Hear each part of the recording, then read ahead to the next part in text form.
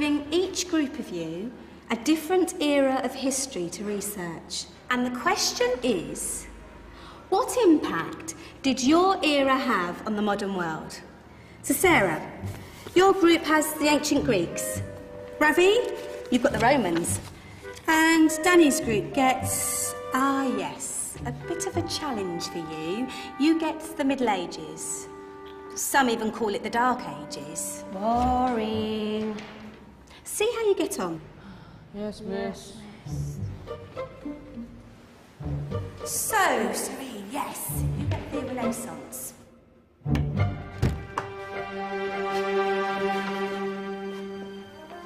Is that the librarian? I guess so. How are the Dark Ages going to have anything to do with us? Excuse me. Sorry to bother you. What do you want? We need to find out what impact the Dark Ages had on the modern world. Never was a period of history so poorly named. Don't touch. It's priceless. And I suppose someone's been filling your head with the usual nonsense, eh? 1,000 wasted years. A black hole in history, am I right? Yeah, sort of. You see, it's always the same. You assume it was all mud, disease, death and destruction, with marauding mobs of barbarians ripping down the good of former civilizations, burning and plundering as they went, nothing of any worth invented either, eh? Oh, no. Go on, Beofrey. Sorry to bother you. Come on, it's probably not worth it. Everyone knows that the Greeks and Romans invented everything anyway. Oh, did they now? And you're sure about that, are you? You know, I might just have something for you. You seem to be up to the task. I suppose I could... Follow me. I've got just the book for you.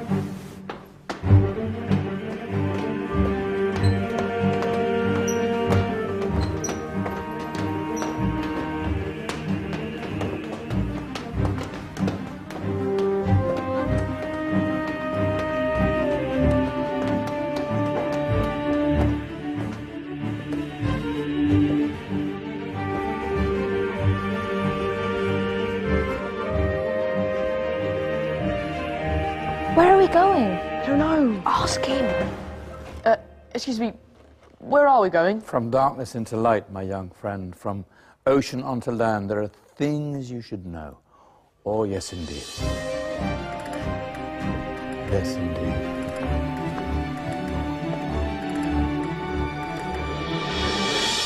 Now, I know I left it round here somewhere.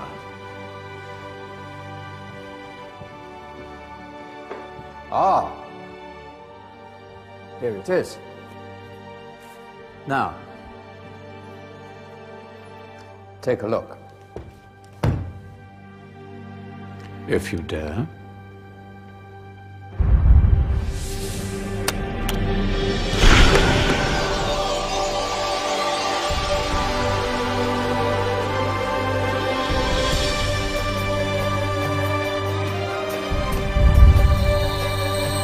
What's going on?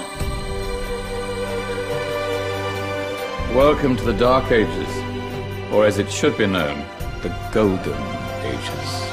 Who are you? I am Al-Jazari, engineer and ingenious inventor. I thought you said this was the Dark Ages.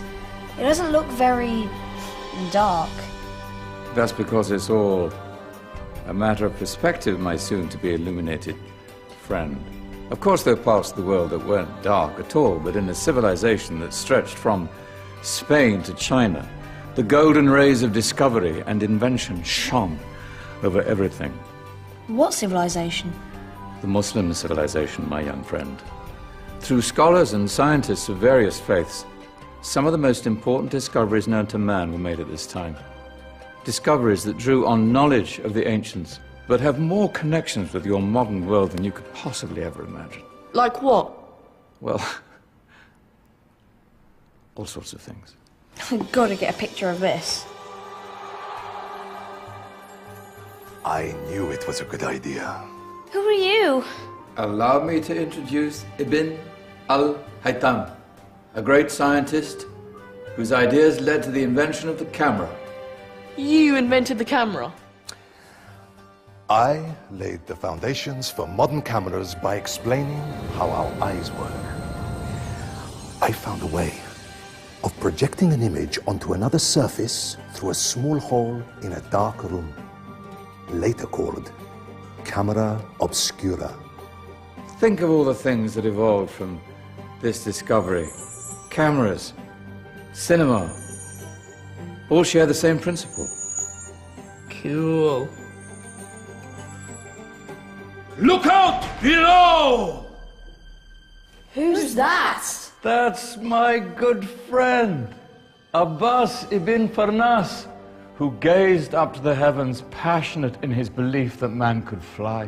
Whoa. Indeed, he dared to dream about flying 1,000 years before the Wright brothers.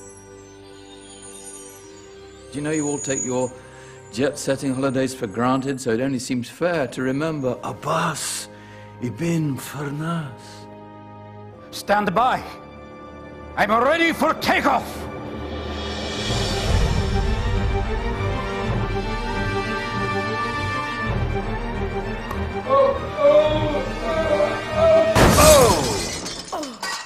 He did forget one thing, though. A tail, useful for landing. Ah, my back. Is there a doctor in the house? Did someone call? Ah, my old friend, why don't you introduce yourself to my young guests? I am Abul Qasim al-Zahrawi. Many call me the father of surgery. Did you actually do surgery back then? Of course we did. In fact, many of the surgical tools that I invented are still used in your modern hospitals. Excuse me, a patient needs my attention. Scalpel? I think I may need some stitches. In that case, I'll use catgut. Catgut? From the gut of animals. Perfect for stitching up internal wounds. Your surgeons are still using it today. Sorry, mustache.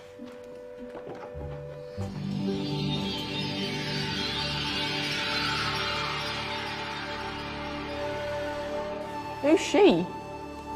That's Maryam al-Astrolabi, one of the many brilliant women of her time. She made sophisticated astrolabes.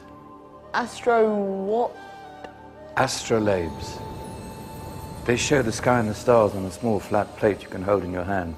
Think of them as ancient calculating or timekeeping devices. Today you have your watch, your compass, satellite navigation, helping people and explorers travel the world. Science at its brilliant best. And all these things were developed during the Golden Ages. No, that's just the tip of the iceberg. There were thousands of other inventions covering all areas of life, and in the years that followed, their influence spread across the whole of medieval Europe. So you see, it wasn't so dark after all. What about you? Me? What did you invent? Well, I don't want to be big-headed, but I made some groundbreaking advances in engineering. I suppose my most significant discovery converted rotary motion into linear motion using a crank and connecting rod. It's essential in pumps and engines. In fact, I've no idea how the Industrial Revolution could have happened hundreds of years later without such a device. Not that I ever get the credit I deserve. But my crowning glory was my amazing time-telling machine. My legendary elephant clock.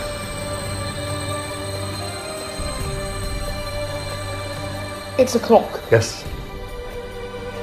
Dozens of components collected from different cultures around the world. Indian, Greek, Arabian, Egyptian, Chinese. Wow. A United Nations clock. That is pretty cool. Does it actually tell the time? Well, yes, of course. If it wasn't for me, thousands of people would be late for everything. Speaking of time, we better get you back. And remember, Spread the word. This was a golden age, and I've only shown you a tiny part of this wondrous time. There are countless other scientists and inventions directly connected to your modern world. You're just going to have to find out for yourselves. No, wait.